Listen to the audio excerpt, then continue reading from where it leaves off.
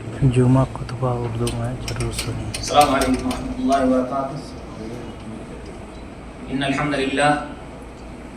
والصلاۃ والسلام علی رسول اللہ محمد بن عبد اللہ ومن تبعهم ومن والاه اما بعد۔ سب سے پہلے تمام قسم کے حمد و ثنا اللہ رب العالمین ہی کے لیے ہے، جو سارے جہان کا خالق و مالک اور پالنہار ہے۔ بے شک اللہ تعالیٰ جسے ہدایت دے اسے کوئی گمراہ کرنے والا نہیں، اور جسے گمراہ کر دے اسے کوئی ہدایت دینے والا نہیں۔ ہم اس بات کی گواہی دیتے ہیں کہ بے شک اللہ رب العالمین ہی حقیقی معبود ہے، جو اکیلا ہے، اس کا کوئی ساجی اور شریک نہیں، اور اس بات کی گواہی دیتے ہیں کہ بے شک محمد صلی اللہ علیہ وسلم اللہ کے بندے اور اس کے آخری رسول ہیں۔ اس ذات گرامی پر انگنت درود اور سلام نازل ہو۔ اللہم صلی علی محمد وآلہ وآلہ وسلم۔ حمد و صلات کے بعد شیخ صاحب نے سب سے پہلے اپنے آپ کو اور ہم تمام لوگوں کو اللہ رب العالمین سے حقیقی معنوں میں تقوی اور پرہیزگاری اختیار کرنے کے تعلق سے نصیحت کی، اور خصوصی طور پر تقوی اور پرہیزگاری کے متعلق بتایا کہ ہم جب تنہائی میں ہوں تب بھی اللہ تعالیٰ سے ڈرتے رہیں، اور جب لوگوں کے سامنے ہوں، محفل میں ہوں، تب بھی تقوی اور پرہیزگاری ہمارے دلوں کے اندر ہونی چاہیے۔ اللہ رب العالمین فرماتا ہے یا ایھا الذین آمنوا ان تتقوا اللہ یجعل لکم فرقانا وَيُكَفِّرْ عَنْكُمْ سَيِّئَاتِكُمْ وَيَغْفِرْ لَكُمْ، کہ ایمان والو اگر تم اللہ رب العالمین سے ڈرتے رہو گے تو اللہ تعالیٰ تمہارے لیے حق اور باطل کے درمیان تمیز کرنے کی صلاحیت پیدا کر دے گا، اور تمہارے خطاؤں کو درگزر فرما دے گا، اور تمہاری مغفرت فرما دے گا۔ تو یقیناً تقوی اور پرہیزگاری سے بہت سارے فوائد ہیں۔ آج کا خطبہ شیخ صاحب نے بہت اہم خطبہ دیا ہے، اور وہ خطبے کا عنوان ہے کہ انسان کو کسی بھی کام کے وقت طاقت والا اور قوت والا ہونا چاہیے، اور ساتھ ہی ساتھ امانت دار ہونا چاہیے۔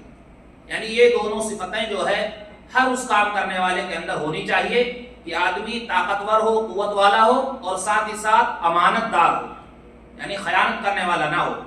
اس لیے کہ اللہ تعالیٰ نے جہاں بہت ساری چیزیں بندے کے اوپر نازل کی ہیں، اتاری ہیں، اور جہاں بہت ساری چیزوں کے تعلق سے نصیحت کی ہے کہ ہر ایک آدمی اس کا اہتمام کرے، اس میں سے یہ ہے کہ آدمی امانت دار ہو، اور امانت کے متعلق جو آدمی لوگ ہیں، یعنی جو ایک دوسرے کے ہاں کام کرتے ہیں، گویا کہ وہ بھی اس کے ہاں ایک امانت کے طور پر ہیں، تو ان کا بھی خیال کرے، اور جو کام کر رہے ہیں وہ لوگ بھی صحیح طور پر کام کریں۔ اس لیے کہ ہر ایک کو ایک دوسرے کا خیال کرنا اور امانت داری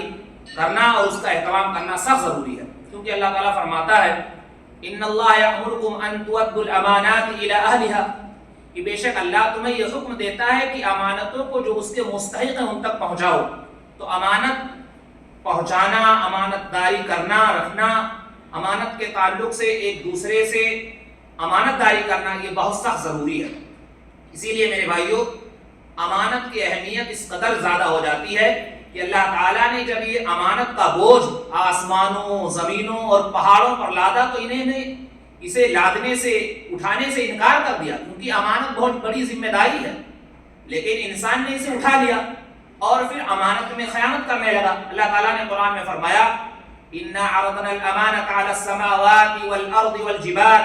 فَأَبَيْنَ أَن يَحْمِلْنَهَا وَأَشْفَقْنَ مِنْهَا وَحَمَلَهَا الْإِنسَانُ، کہ بے شک ہم نے اس امانت کو آسمانوں اور زمین اور پہاڑوں پر اتارا،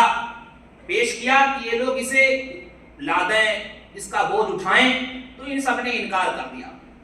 وَأَشْفَقْنَ مِنْهَا، اللہ فرماتا ہے کہ یہ سب ڈر گئے، کیونکہ امانت بہت بڑی ذمہ داری ہے۔ وَحَمَلَهَا الْإِنسَانُ، اور انسان نے اسے اٹھا لیا۔ تو انسان نے جب اسے اٹھا لیا تو ظاہر سی بات ہے اس کی پاسداری کرنی چاہیے، اس کا خیال کرنا چاہیے، لیکن بہت سارے ایسے لوگ ہیں کہ امانت داری کا خیال نہیں کرتے۔ اس لیے شیخ صاحب نے قیمتی نصیحتیں آج کے خطبے میں کی ہیں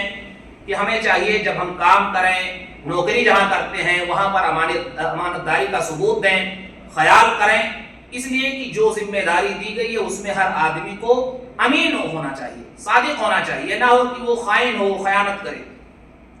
بلکہ قیامت کی یہ علامتوں میں سے ایک علامت بھی ہے کہ جب امانت داری کو لوگ یوں ہی ضائع کر دیں، چھوڑ دیں۔ حدیث میں اللہ کے رسول صلی اللہ علیہ وسلم نے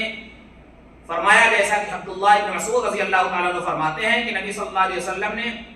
یہ فرمایا کہ جب امانتیں ضائع ہو جائیں تو تم قیامت کا انتظار کرو۔ اور اسی لیے خود عبداللہ بن مسعود رضی اللہ تعالیٰ عنہ کہتے تھے کہ سب سے پہلی چیز جو میں دیکھ رہا ہوں وہ تم سے امانت داری اٹھتی جا رہی ہے. تو معلوم یہ ہوا کہ اس میں انسان جو ہے کے اندر بہت بڑی کمی ہے کہ وہ امانت داری کا پاس و لحاظ نہیں کرتا ہے. ساتھ ہی ساتھ اس خطبے میں چونکہ قوی یعنی طاقتور ہو، امین ہو، یہ دو ایسی صفتیں بتائی گئی ہیں کہ ہمیں چاہیے کہ ان کا خیال ضروری ہے. یعنی جس کے پاس طاقت اور قوت ہے اس کام کے کرنے کا وہ ہونا چاہیے، ساتھ ہی ساتھ اپنے کام میں امانت دار بھی ہونا چاہیے. اللہ تعالیٰ نے قرآن میں فرمایا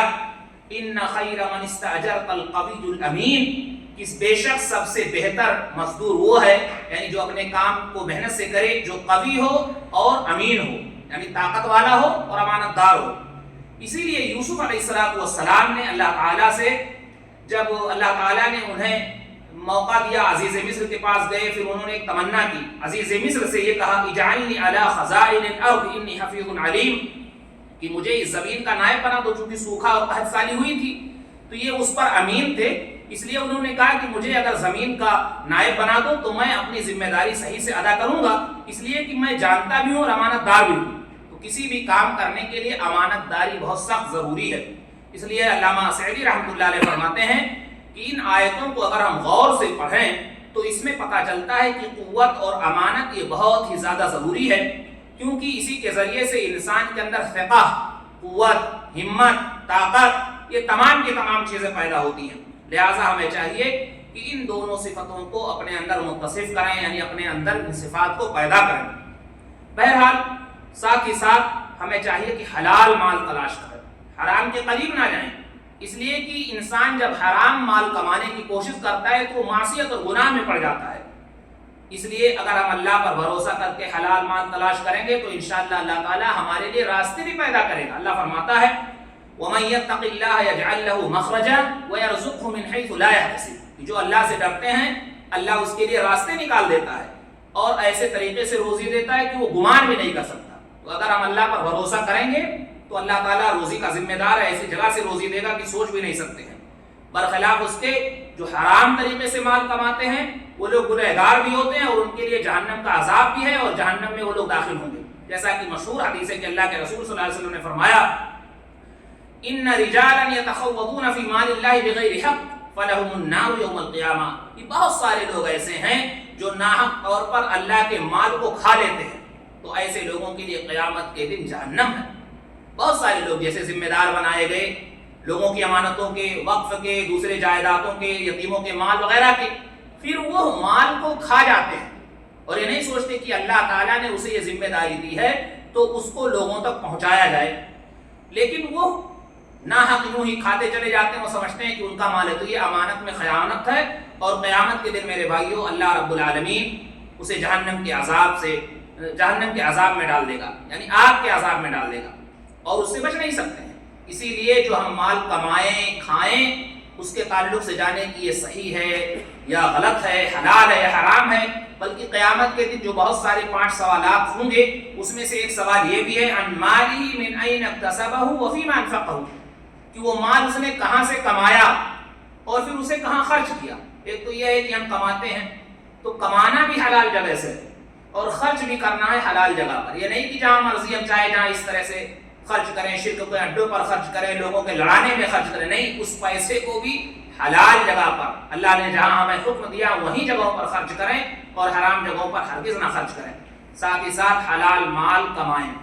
مشہور حدیث شیخ صاحب نے پیش کی، بخاری شریف مشہور حدیث ہے کہ اللہ کے رسول صلی اللہ علیہ وسلم نے فرمایا لا یأتین علی الناس زمان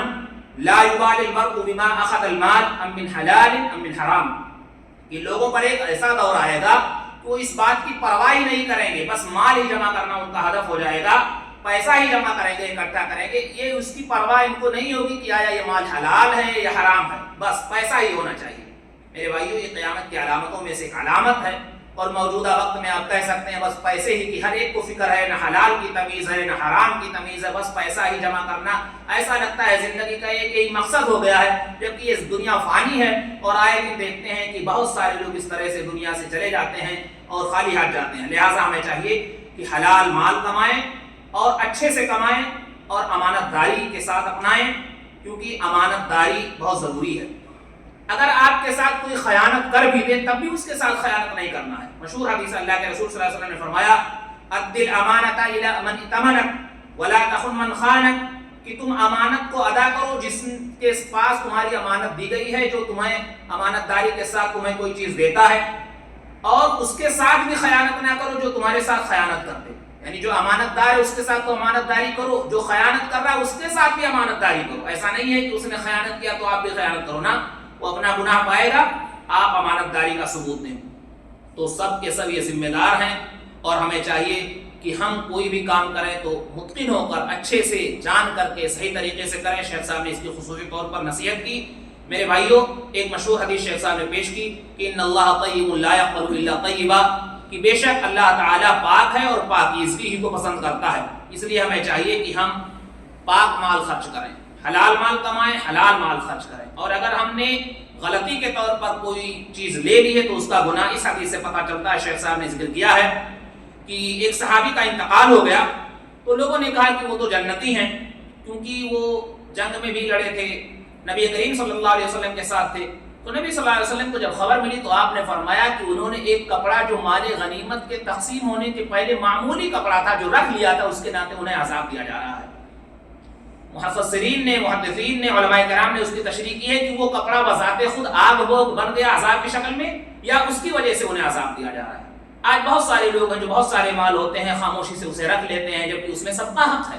تو سب برابر برابر تقسیم کر کے لیں۔ خاموشی سے اگر کوئی چیز لے لیتے ہیں تو وہ چوری ہے، اور اس کا میرے بھائیوں گناہ ہے، لہٰذا ہمیں اس سے بچنا چاہیے۔ اور شیخ صاحب نے خصوصی طور پر اس طرح سے نصیحت کی، ہمیں چاہیے کہ ہم حلال مال کمائیں، حرام مال سے بچتے رہیں۔ اور علامہ ابن مبارک رحمۃ اللہ علیہ نے یہ ذکر کیا ہے کہ اگر شبہے کا مال ہے تو جس کا اسے لوٹا دو، یہ زیادہ بہتر ہے۔ اس کے مقابل تم 1,00,000 درہم خرچ کرو۔ اب سوچئے آپ، بہت سارے لوگ شبہ کیا مکمل جو ہے حرام چیزیں ہوتی ہیں اسے صدقہ کرتے ہیں، خیرات کرتے ہیں، اور سوچتے ہیں بہت ثواب ملے گا۔ تو حلال مال خرچ کرو، گرچہ تھوڑا ہی ہو۔ تو یہ سخت نصیحتیں شیخ صاحب نے کی ہیں، اور اللہ کے رسول صلی اللہ علیہ وسلم نے ایک جگہ فرمایا نعم المال الصالح للرجل الصالح، کہ بہترین مال جو اچھا ہے، پاکیزہ ہے، وہ بہت بہتر ہے اس شخص کے لیے جو نیک ہے، اچھا ہے۔ لہٰذا ہمیں چاہیے کہ ہم کوئی بھی کام کریں امانت داری کے ساتھ کریں، ساتھ ہی ساتھ طاقت اور قوت کے ساتھ کریں، اپنے کام کو اچھے سے کریں، خیانت نہ کریں، اور حرام مال سے بچتے رہیں۔ یہ قیمتی نصیحتیں شیخ صاحب نے آج کے خطبے میں کی۔ اللہ تعالیٰ سے دعا کرتے ہیں الٰہ العالمین ہمیں صحیح سمجھ عطا فرمائے، امانت داری اور ہر جگہ پر سچائی پر قائم و دائم رکھے، جب تک زندہ رکھے حالت اسلام پر زندہ رکھے، ہمارا خاتمہ حالت اسلام پر ہو۔ آمین رب العالمین، وآخر دعوانا ان الحمد للہ رب العالمین۔